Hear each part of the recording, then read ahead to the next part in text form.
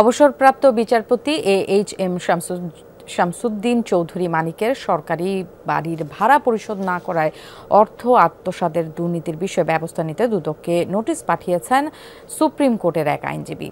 Ceylon family ব্লেন্ডের কড়ালিকার আর সতেজ সাদের perfect ব্লেন্ডে স্বপ্নেরা মেলুক টানা। বুধবার ডাকযোগে এই নোটিশ প্রেরণ করা হয়। নোটিশে বলা হয়, অবসরে যাওয়ার পর 1 বছরের বেশি সময়ের রাজধানী গুলশানে একটি সরকারি বাড়ি দখলে রেখেছিলেন সুপ্রিম কোর্টের অবসরপ্রাপ্ত বিচারপতি AHM শামসুদ্দিন চৌধুরী মানিক।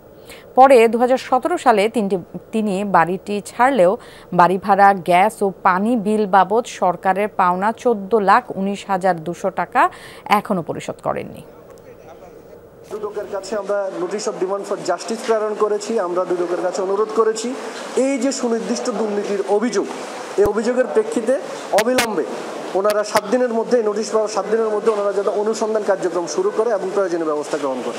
যদি এর মধ্যে প্রয়োজনীয় ব্যবস্থা গ্রহণ না করা হয় তাহলে আমরা আইনগত ব্যবস্থা গ্রহণ করব, যার মধ্যে অবশ্যই আমরা মাননীয় সুপ্রিম কোর্টের হাইকোর্ট বিভাগে আমরা রিট পিটিশন দায়ের করব।